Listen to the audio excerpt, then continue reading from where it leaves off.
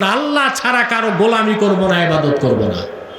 ওয়ালা নুশরিকা বিহি শাইআ, আল্লাহর সাথে কোনো ব্যক্তি, কোনো বস্তু, পীর হোক, মাজার হোক, সৌধ হোক, মিনার হোক, ভাস্কর্য হোক, মূর্তি হোক, প্রতিমা হোক, যেই হোক, শরীক করব না। ওয়ালা ইয়াত্তাখিযা বা'দুনা বা'দান আরবাবাম মিন দুনিল্লাহ, আল্লাহকে বাদ দিয়ে আমরা একে অন্যকে রব বানাবো না। এটা হচ্ছে রব হিসেবে আল্লাহকে বিশ্বাস করার মূল নীতি। আল্লাহ তাআলা কোরআন কারীমে 4 প্রকার ইলম মানুষকে শিখিয়েছেন। কয় প্রকার? ভালো করে শুনতেছেন?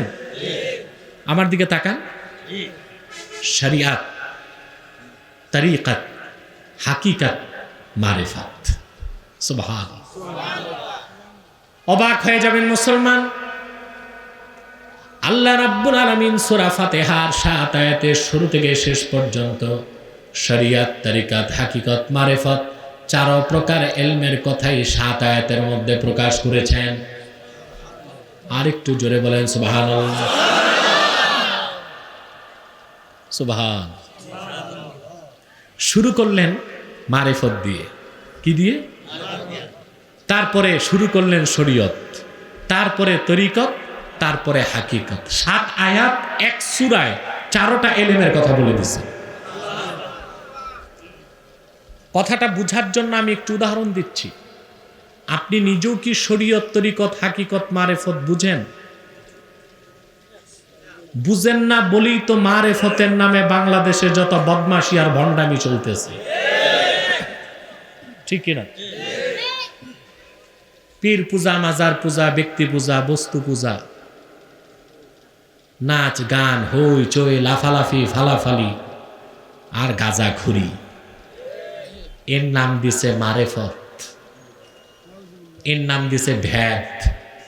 কি নাম দিছে? ভণ্ডামি চলতেছে বাংলাদেশে। এই কাজগুলো যারা করে, এই বক্তাদের নাম দিছেন আবার আপনারা সুন্নি বক্তা। কি নাম দিছেন? আশ্চর্য। এই বক্তা তো ভালো করে, এরা তো মুসলমানই হয় নাই, সুন্নি তো বহু পরে নাকি? যেসব পীর এবং বক্তা গাঁজা খায়, নাচে, জিকিরের নামে ভণ্ডামি করে, কথায় কথায় শিরক করে, কুফর করে, আদৌ কি তারা সুন্নি বক্তা? তাদের নাম দিয়েছি আমরা বেদাতি বক্তা, ঠিক কিনা? আমরা খাঁটি সুন্নি যারা, আহলে সুন্নাত, আহলে হক, আমরা শরীয়তকে বিশ্বাস করি, তরিকতকে বিশ্বাস করি, হাকিকতকে বিশ্বাস করি, মারিফতকেও বিশ্বাস করি, যদি তা হয় কোরআন কারীম মোতাবেক, ঠিক কিনা? এখন আসেন, শরীয়ত কি, তরিকত কি, হাকিকত কি, মারিফত কি, আমি একটা উদাহরণ দিয়ে বুঝাই। আমাদের প্রতিটি মুসলমানের জীবনের স্বপ্ন, জীবন একবার হজ করা। হ্যাঁ, মদিনা মুনাওয়ারায় যাব, মক্কা মুকাররমায় যাব, এই স্বপ্ন দেখেন। এখন মন চাইলে কি যেতে পারবেন? আপনার প্রথম কাজ হচ্ছে পাসপোর্ট লাগবে। কি লাগবে? পাসপোর্ট কিনতে যাবেন কোথায়? কুমিল্লা সদরে মুদি দোকানে।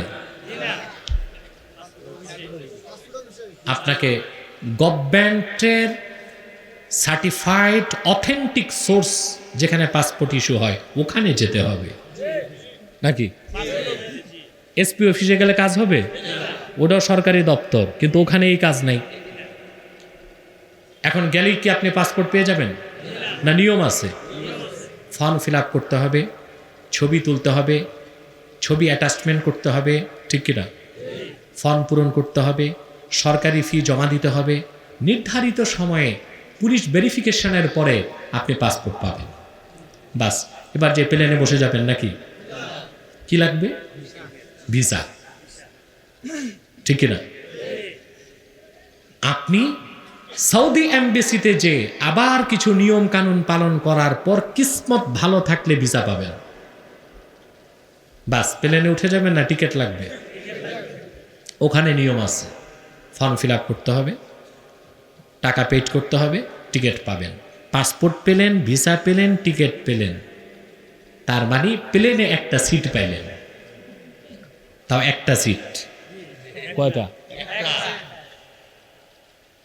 নির্ধারিত সময়ে যে প্লেনে বসলেন, নির্ধারিত সময়ে প্লেন টেক অফ করবে, আকাশে উড়বে। এবার প্লেন চলতেছে, বাংলাদেশ এয়ারপোর্ট থেকে জেদ্দা ইন্টারন্যাশনাল এয়ারপোর্ট হচ্ছে 5252 কিলোমিটার, প্রায় 5500 কিলোমিটার। কত? এই চলন্ত পথ প্লেন পাড়ি দিবে প্রায় 6 ঘন্টা লাগবে। কয় ঘন্টা? আমার নিজের অভিজ্ঞতা ও হাজিদেরকে দেখেছি, আপনার যখন লাউড স্পিকারে ঘোষণা হয় আর 10 মিনিটে আমরা জেদ্দা অবতরণ করব, হাজিদের চোখগুলো নাচে, কতক্ষণে আরবের পবিত্র মাটি চোখে দেখবে। প্লেন ল্যান্ড করে, ওখান থেকে আবার প্রায় 90 কিলোমিটার পথ পাড়ি দিয়ে জেদ্দা থেকে আপনি মক্কা শরীফ পৌঁছলেন, কাবাঘর চোখে দেখলেন। এবার আপনি বুঝার চেষ্টা করেন, পাসপোর্ট বানালেন, টিকিট নিলেন, ভিসা নিলেন, নিয়ম কানুন সব করলেন, এটা হলো শরীয়তের মতো। শরীয়ত মানে নিয়ম কানুন, ঠিক কিনা বলেন? প্লেন আকাশে উড়ল, চলন্ত পথ, এটা তারিকাতের মতো। আরবের ভূখণ্ড দেখার পরে মনে যে আনন্দের জোয়ার বয়ে যায়, ওটা হাকিকতের মতো। কাবাঘর চোখে দেখলেন, সেটা মারেফতের মতো। শরিয়ত, তরিকাত, হাকিকত, মারেফত, চারটাই লাগবে। যেই পীরের কাছে শরীয়তটাই মারেফত আছে, ওটা ভণ্ড পীর। আর যেই আলেমের কাছে মারেফত নাই, শরীয়ত আছে, ওটা খালি খালি আলেম। ওই আলেম দিয়ে আল্লাহর দ্বীনের কোনো কাজ হয় না, দেশের রাষ্ট্রের কোনো কাজ হয় না। ওই সব আলেমকে আমি বলি উলামা এ হালুয়া রুটি। উলামায়ে আসেনি দেশে কিছু আলেম, হাদিসে আসছে তাদের নাম ওলামায়ে সু। ওলামায়ে সু আপনার তো বুঝবেন না, এই জন্য বললাম ওলামায়ে হালুয়া রুটি।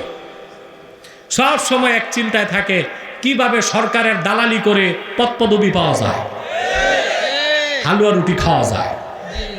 এটা আলেমের কাজ না। আমার দৃষ্টিতে কোনো আলেম সরকারের দালালিও করবে না, বিরোধী দলের দালালিও করবে না, সে ইসলামের কথা বলবে। তার কাজ হচ্ছে সকল দলের মতের মানুষকে আল্লাহর কোরআনের দিকে ফিরিয়ে আনা। এখন আলেম যদি কোনো দলের দালাল হয়ে যায়, হোক আওয়ামী লীগ, হোক বিএনপি বা অন্য কোনো দল, সেই আলেমের পক্ষে সকল দলের মানুষকে আল্লাহর কোরআনের দিকে টেনে আনা সম্ভব হবে না। এই জন্য বলছি ওলামায়ে হালুয়া রুটি, ওলামায়ে হালুয়া রুটি। হক্কানি রব্বানি আলেম হতে এই 4টা এলেম লাগবে: শরিয়াত, তরিকাত, হাকিকাত, মারেফত। এবার আসেন সূরা ফাতিহায় 4টা এলেম আছে না নাই? কে কে ঘুমাচ্ছেন একটু হাত উঠান। হাত উঠাইছে, আবার বলে যে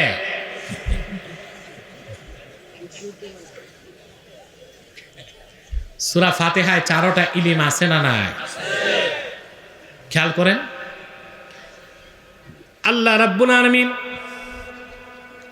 সূরা ফাতিহা শুরু করলেন নিজের পরিচয় দিয়ে, আলহামদুলিল্লাহি রাব্বিল আলামিন আর রহমানির রহিম মালিকি ইয়াউমিদ্দিন।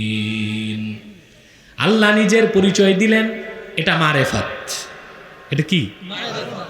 আল্লাহ তাআলা, সব প্রশংসা আল্লাহ, যিনি সৃষ্টি জগতের রব, তিনি রহমান, তিনি রহিম, তিনি বিচার দিনের মালিক। এই যে আল্লাহর পরিচয়, এটি মারেফত। এটা কি? এরপরে আল্লাহ তাআলা বলেন, ইয়্যাকা না'বুদু ওয়া ইয়্যাকা নাস্তাঈন। একমাত্র আমরা তোমারই ইবাদত করি, একমাত্র তোমারই কাছে সাহায্য চাই। ইবাদত শুরু হয়ে গেল। এটা শরীয়ত। ওযু করবেন, এটা ইবাদত, এটা নিয়ম কানুন আছে না নাই? নামাজ পড়বেন, এটা ইবাদত, নিয়ম কানুন আছে না নাই? রোজা রাখবেন, নিয়ম কানুন আছে না নাই? হজ করবেন, নিয়ম কানুন আছে না নাই? এই নিয়ম কানুনের মাধ্যমে আল্লাহর হুকুম মানার নাম হলো শরীয়ত। ইহদিনাস সিরাতাল মুস্তাকিম, আমাদেরকে সহজ সরল পথ দেখাও, এটা তরিকত। সিরাতাল্লাযীনা আন'আমতা আলাইহিম, সেই পথ দেখাও যে পথে চলেছে তোমার নেয়ামত প্রাপ্ত বান্দাগণ, এটা হাকিকাত। এক সূরা ফাতিহার মধ্যে আল্লাহ রাব্বুল আলামিন শরীয়তের ইলম, তরিকতের ইলম, হাকিকতের ইলম, মারিফতের ইলম রেখেছেন বলেই এই সূরাটিকে আল্লাহর হাবিব শ্রেষ্ঠ সূরা বলে ঘোষণা করেছেন। এবার আসুন, প্রথম যে অংশ মারিফত, প্রথম অংশ আলহামদুলিল্লাহি রাব্বিল আলামিন, এই আয়াতের একটু ব্যাখ্যা করে দিচ্ছি। ধৈর্য হবে তো? আল্লাহ তাআলা এই আয়াতে প্রথম পরিচয় দিলেন তিনি আমাদের রব। তিনি আমাদের রব। সকল প্রশংসা কার? আল্লাহ। আল্লাহ, আমার আল্লাহ যত বড়, ওনার আল্লাহ নামটা তত বড়। এই নাম থেকে আল্লাহর পরিচয় উদ্ধার বান্দার পক্ষে সম্ভব নয়। সেজন্য আল্লাহ রাব্বুল আলামিন, আল্লাহ তাআলা নিজের প্রথম পরিচয় দিলেন রব। সেজন্যই বললেন লিল্লাহি রাব্বিল আলামিন, সকল প্রশংসা আল্লাহ তাআলার জন্য, যিনি হচ্ছেন গোটা সৃষ্টি জগতের রব। বলেন সুবহানাল্লাহ। এবার বলেন তো আপনারা, রব অর্থ কি? না, আপনি তো আমার আল্লাহরই নাম নিলেন, বাংলায় অর্থ কোন? রব অর্থ কি? মাশাআল্লাহ, খুব সুন্দর অর্থ বলছেন। সৃষ্টিকর্তা, কেউ বলছেন পালনকর্তা, কেউ বলছেন প্রভু, প্রতিপালক, অনেকগুলো অর্থ বলছেন। কথা বুঝতেছেন? আমাকে ওয়াজ শোনাবা? চুপচাপ ধৈর্যের সাথে বস। কথা বুঝতেছেন? আপনারা কয়েকটা অর্থ বলেছেন, ঠিক কিনা? প্রত্যেকটা অর্থ সঠিক, আংশিক হয়েছে, পরিপূর্ণ হয়নি। আর যারা বলছেন রব অর্থ প্রভু, তারা ভুল করছেন। রব অর্থ প্রভু, এই অর্থ করাই জায়েজ না, শিরক হবে। কারণ প্রভুর স্ত্রীলিঙ্গ আছে, পত্নী। আল্লাহর শানে এমন শব্দ ব্যবহার জায়েজ নাই যেটার স্ত্রীলিঙ্গ হতে পারে। রব কাকে বলা হয় আমি বলে দিই এক কথায়।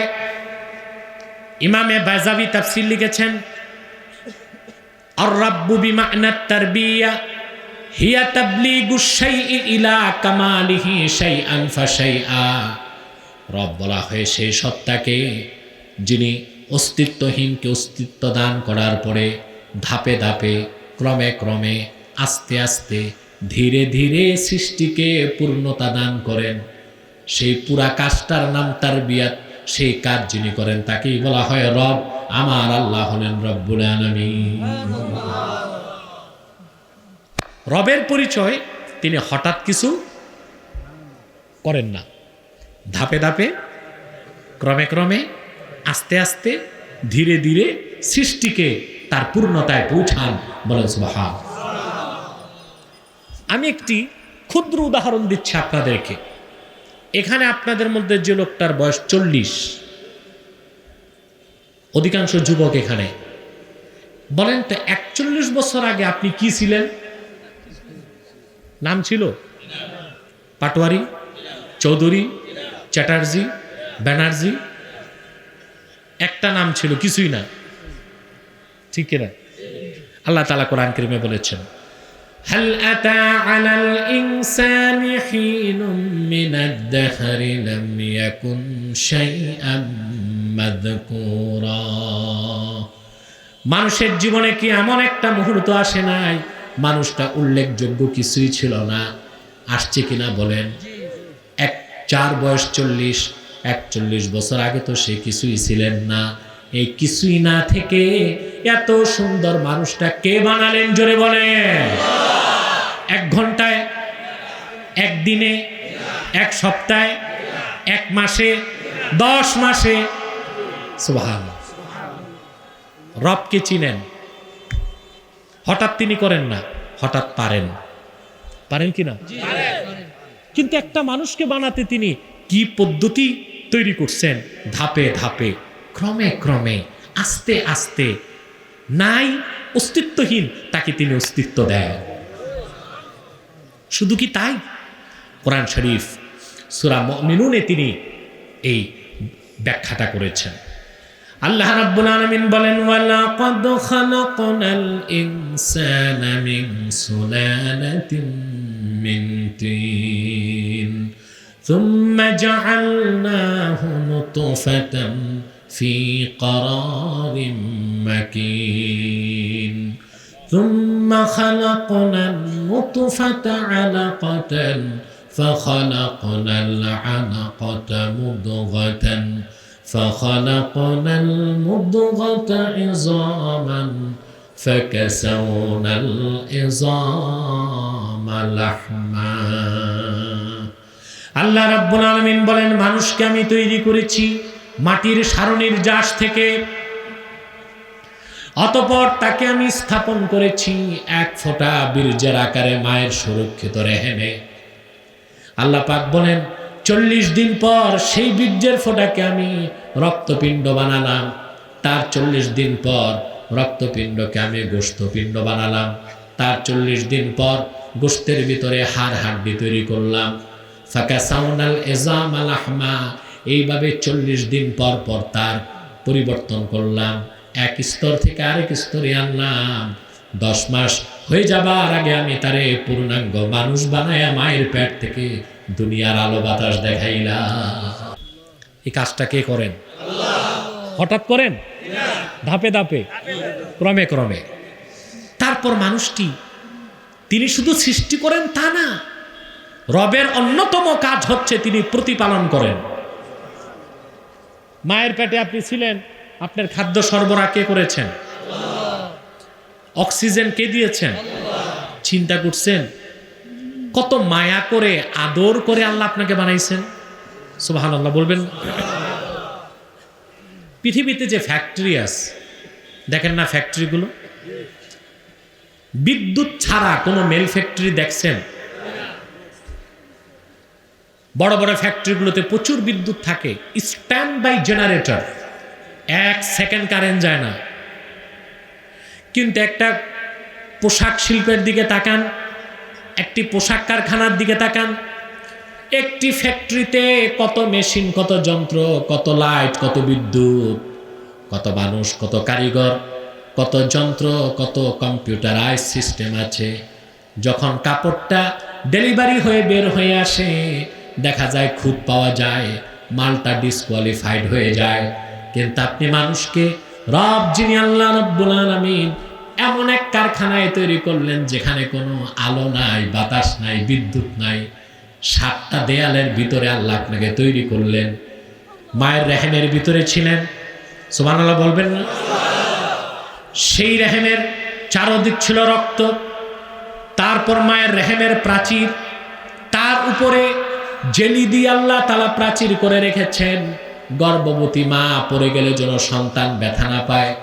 তারপরে গোশতের প্রলেপ, তারপর চামড়ার 3টা স্তর, 7টা পর্দার ভিতরে আল্লাহ আপনাকে তৈরি করেছেন। যখন দুনিয়ায় আসলেন কোনো খুঁত নাই, কোনো ভুল নাই, কোনো ভেজাল নাই। পৃথিবীতে আসার পর তিনি আপনাকে সব খাদ্য দেন, বেঁচে থাকার সমস্ত ব্যবস্থা করেন, ঠিক কিনা বলেন? এই যে এই কাজটা তারবিয়ত, এই কাজ যিনি করেন তাকেই বলা হয় রব। আল্লাহ হচ্ছেন রব্বুল, জোরে বলেন রব্বুল। সুবহান। রবের পরিচয় পাচ্ছেন? কথা বলেন। প্রিয় সুধী, এখন আলামিন অর্থ কি? ওটা আল আমিন, এটা আলামিন। আলাম শব্দের অর্থ জগৎ। আলাম অর্থ কি? এর বহুবচন আলামুন, মাজরুরের কারণে হয়েছে আলামিন। মাজরুরের কারণে কি হয়েছে? আল্লাহ একটা জগতের রব না, বহুমাত্রিক জগতের রব হচ্ছেন আল্লাহ। আমি একটা ছোট্ট ধারণা দিচ্ছি আপনাদেরকে, তাহলে বুঝবেন। এই যে আমরা পৃথিবীতে আছি, পৃথিবীটা ছোট না বড়? আমাদের হিসেবে তো অনেক বড়। এই যে বলে বিজ্ঞান সব জয় করে ফেলছে, এখনো পৃথিবীতে এমন কিছু স্থল ও জলভাগ আছে যেখানে বিজ্ঞান যেতে পারে নাই। যেমন অ্যামাজন জঙ্গল, অ্যামাজন জঙ্গল, সেখানে স্যাটেলাইটের মাধ্যমে বিজ্ঞান কিছু কিছু দেখে, ভিতরে ঢুকতে পুরাপুরি পারে নাই। প্রশান্ত মহাসাগরে প্রায় 5.5 লক্ষ বর্গ কিলোমিটার সমুদ্রে একটা জায়গা আছে, বারমুদা ট্রায়াঙ্গল, কি নাম? ওখানে বিজ্ঞান এখনো জলপথে আকাশপথে ঢুকতেই পারে না। উত্তর মেরুর সবটুকুন বিজ্ঞান আবিষ্কার করতে পারে নাই, দক্ষিণ মেরুর সবটুকুন বিজ্ঞান আবিষ্কার করতে পারে নাই। দুনিয়াটা এত বড়, এই দুনিয়া থেকে 13 লক্ষ গুণ বড় হচ্ছে সূর্যটা।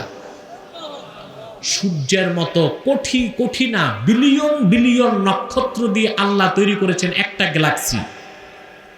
আর প্রথম এই মহাবিশ্বের দিকে তাকালেই বিজ্ঞান বলেছে প্রায় 10,000 বিলিয়ন গ্যালাক্সি আল্লাহর হুকুমে ঘুরতেছে।